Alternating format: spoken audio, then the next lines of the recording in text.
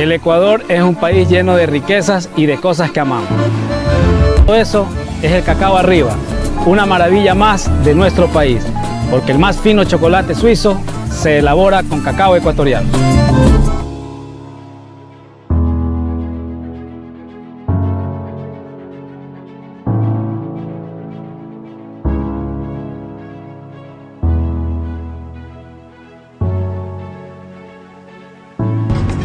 Teobroma cacao es el árbol milenario cuyo fruto obsesionó a las monarquías indígenas. Conquistó los paladares de la realeza europea. Su producción y comercio fue la joya que sostuvo la economía ecuatoriana por varios siglos y fue la causa de historias de poder, luchas y hazañas. Los indicios del uso del cacao como cultivo se remontan a la antigua civilización mesoamericana olmeca que existió 1000 años antes de Cristo en la selva tropical del Golfo de México. Sin embargo, fue mucho después que la civilización maya dio un significado divino al fruto. En paredes de palacios y templos de piedra grabaron imágenes de mazorcas y almendras que también adornan recipientes y jarrones en los que los mayas bebían xocoal, término del que deriva la palabra chocolate. Los aztecas consumían el cacao convertido en una pasta nutritiva que podía disolverse en el agua, y en torno a él practicaban rituales y ceremonias. Las semillas secas eran utilizadas como moneda y tributo. Para Europa, el chocolate se tuvo en cuenta por primera vez en 1516, cuando Montezuma II, emperador azteca de las tierras que hoy son México, Guatemala, Nicaragua y Honduras, lo ofreció al español Hernán Cortés. Este, en una de sus cartas enviadas al emperador Carlos V, indicó las virtudes del alimento que aumentaba en el hombre la resistencia a fatigas corporales. Cortés, a su retorno a España, llevó cacao y los utensilios para producir la bebida mezclada con azúcar fue tomada por el rey Carlos V y miembros de su corte. Los españoles mantuvieron en secreto el descubrimiento del cacao largo tiempo, imponiendo severos castigos a los que lo importaban sin autorización. Si bien las culturas indígenas andinas no dieron valor mítico al cacahual, se cree que estos también lo sembraron al encontrarlo en zonas por donde pasaba el viejo camino inca. Francisco Pizarro, en 1526, observó cacao en la isla Puna frente al Golfo de Guayaquil, y Bartolomé Ruiz vio árboles en Esmeraldas. Los colonos españoles cultivaron cacao en Ecuador con fines comerciales por el 1590. Alrededor de los arbustos de cacao silvestre limpiaban la maleza y dejaban los árboles de copa alta para darles sombra. Y ya a inicios del siglo XVII, un promedio de 9 barcos al año salían de Guayaquil con sus bodegas llenas de cacao. El consumo creció rápidamente con el uso del azúcar y con las nuevas técnicas que en España mejoraban la forma de elaborar la pasta de cacao. Así, el manjar de los dioses mesoamericanos se convirtió en bebida predilecta de los reyes europeos. Ecuador continuaba. Morán de Buitrón, en 1624, tenía 10.000 árboles en Yaguachi. Andrés de Beinza, 14.000 en Baba. Argandoña y otros ya tenían plantaciones grandes en Vinces. No demoraron en presentarse nuevos obstáculos. En 1634, el cacao de Guayaquil fue excluido del gran mercado mexicano. El desplome inicial del precio fue impactante, al caer de 36 a 3 pesos por arroba. Pero los productores se recuperaron al idearse formas. Las sanciones se endurecieron, pasando de multas a decomiso y quema de la carga. En esa época el cacao en Guayaquil costaba alrededor de 15 pesos la carga y en México se vendía a 60. El ataque pirata que sufrió Guayaquil en 1687, los altos rescates, el saqueo y el incendio de la ciudad, produjeron un éxodo río arriba, donde se establecieron nuevas granjas. Fue la primera extensión de la frontera de cultivo.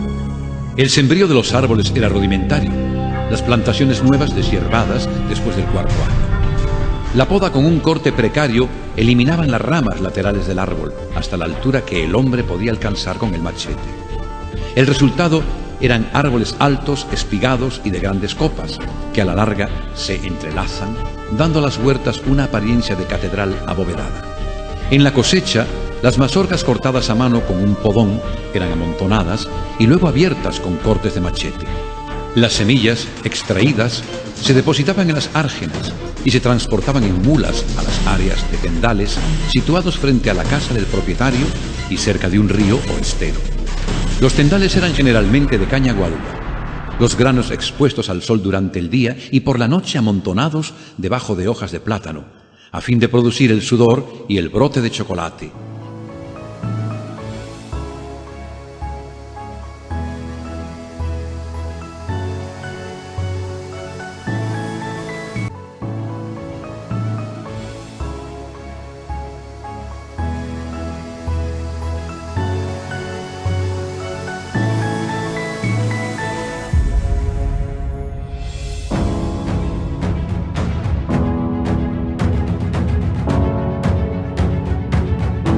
Algunas grandes haciendas innovaron construyendo tendales rodantes de madera que permiten moverlo para exponer el grano al sol y entrarlo al área techada para darle protección de la lluvia o llovizna.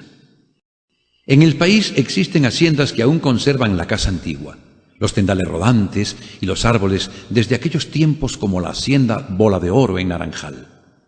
En general, balsas, canoas y vapores fluviales transportaban el cargamento desde la hacienda hasta el puerto de salida, en su mayor parte por el de Guayaquil, ciudad en que las calles eran empleadas para reasolear el grano. Después se embarcaban en lanchones y de estos se transportaban a los transatlánticos que finalmente se encargaban de llevarlo a los mercados extranjeros.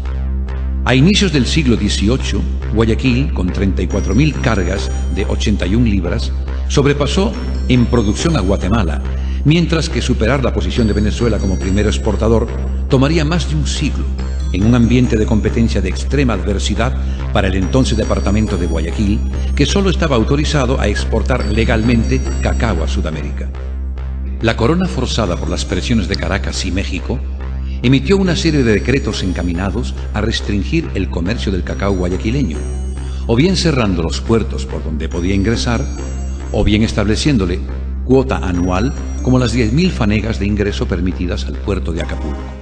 Uno de los grandes progresos de la industria mundial se dio en 1828, cuando se registró una patente para la fabricación de cacao en polvo mediante la extracción de la manteca de la semilla, y pronto se descubrió que al mezclar manteca de cacao con pasta de cacao y azúcar, se podía preparar el delicioso chocolate en barra.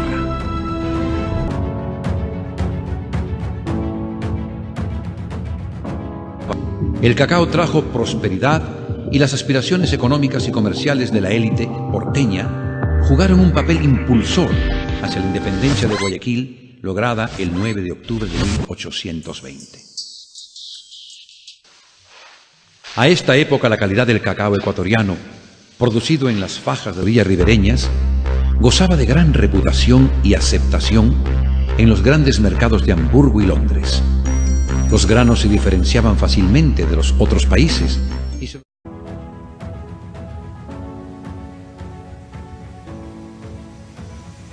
Bueno, a continuación voy a realizar la entrevista sobre la historia del cacao en Ecuador. Estoy con el tecnólogo José Brito del Instituto Tecnológico San Isidro. Es jefe de producción en la chocolatería Auge. Bueno, la primera pregunta que tengo para ti es ¿qué conoces sobre el origen del cacao ecuatoriano? Bueno, primero el cacao es originario del Amazonas, entonces esto se da en la época precolombina, donde hubieron estos cambios culturales entre culturas precolombinas que llevaron muchos de los productos. No se puede determinar el origen exacto del cacao. Ahora se lo atribuye a México como uno de los principales consumidores de cacao y por ende uno de los pioneros en usar este producto. Pero otra información data de usos de semillas de cacao más en la parte sur de Sudamérica. No se podría determinar, pero sí sabemos que es de la zona amazónica de América. Ya, ¿qué tipos de cacao tienes conocimiento. Ya, para los tipos de cacao existen 3 tipos: forastero, trinitario y criollo. Estos son los 3 tipos de cacao, más el más reconocido tenemos el criollo. Es el que se usa. Es el que se usa en básicamente todas las partes del mundo, el más reconocido. Ya, ¿cuál es el proceso para obtener el cacao? Tendríamos la plantación, esperamos a la maduración del producto, que tenga las características óptimas, va el apilamiento, la fermentación, que toma un periodo determinado de tiempo. Esta fermentación es la que le da la característica organoléptica al producto. De la fermentación va a depender los aromas que tome el cacao o el chocolate en su producción final. Después de la fermentación se da el tostado y para su obtención de la pasta de cacao posterior. Bueno, ¿y en qué recetas usas aquí en tu chocolatería y en qué porcentajes usas? Ya, el chocolate aquí se usa en muchas de las tortas que tenemos por la línea que producimos, ¿no es cierto? Lo que usualmente recomendamos es el uso de los bajos porcentajes de cacao dentro de las tortas, mousse, mucha de la línea de repostería, ¿ya? Y los altos porcentajes de cacao para la repostería fina, que es la bombonería, trufas y demás. Los porcentajes que utilizamos son un 65 o un 56% de chocolate de polvo de cacao. Sí, para lo que son las tortas. Entonces estos 2 tipos de chocolate, el 65 y el 56, lo destinamos para las tortas. Y un 80 y 70% lo destinamos para los bombones. Esto por el volumen de cristalización que tiene el chocolate. Mientras tengamos un mayor porcentaje de cacao, va a resultar en una cobertura mucho más crocante, que es la que necesitamos para los bombones, esa cristalización que causa.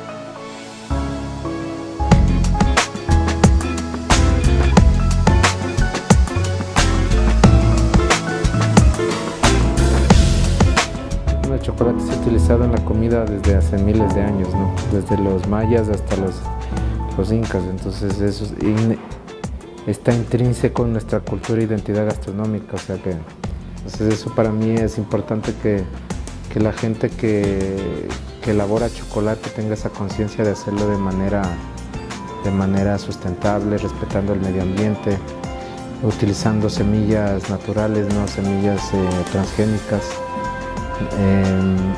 Y que nuestro país siga siendo un líder en esto, ¿no? En un cultivo consciente. Somos líderes en Sudamérica todavía de no tener transgénicos, entonces eso sería importante para nuestra salud y para el consumo de este producto como el chocolate. Ecuador, potencia turística.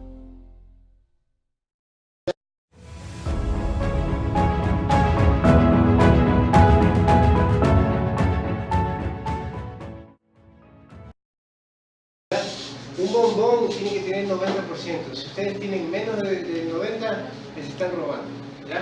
Están dando más chocolate que relleno. Ustedes venden relleno, no venden chocolate, ¿ya? Entonces, acá hay unas rejillitas. Esas rejillas son prácticas para que cuando hagamos el bombón de vaciado siga escurriendo y siga formándose un vacío. ¿Ya? Ya les voy a decir. Herramientas siempre. Listas, esto y esto. Observen bien, ¿ya? Esto es bien rápido, solo tengo 2 moldes. Yo en mi taller hago 50 moldes, 60 moldes, no sé, pero hacemos bastante. Entonces, este es el paso a paso. Observen, primero siempre verificar las temperaturas, aunque ya las hayan checado hace 2 minutos, no es lo mismo ahorita. Entonces, termómetro, 31.31, ¿ya? Entonces, vemos que la temperatura está bajando. Ahora, tenemos varias opciones. Podemos usar esta herramienta, podemos usar un cucharón sopero. ¿Han visto los cucharones soperos? Para vaciar rápidamente, tener un poco más de rapidez. Entonces, aquí vamos a usar la misma herramienta que hicimos para temperar. Entonces, van a agarrar. ¿Estamos? Bien. Y van a colocar el molde a 45 grados y van a verter chocolate unas 4 o 5 veces, dependiendo del molde, dependiendo de las cantidades de cavidades que tenga, pero hasta que caiga acá, a la última cavidad. Cuando ya haya caído acá, yo empiezo a estirarlo de forma de V, forma de W, y con la espátula bien perpendicular, sin ingresar las puntas, ¿ya? Estiran todo, ¿ven? Ya tengo todas las cavidades llenas, limpio mi espátula, limpio todos los bordes y excedentes ahora, ¿ya? Me ayudo con mis herramientas, que son más rápidas, un solo movimiento, ¿ya? Y ahora viene el paso de las burbujas de aire, tenemos que extraerle todas las burbujitas. Entonces siempre vibrar con una cavidad hacia afuera y con el antebrazo, no van a estar vibrando todo el brazo.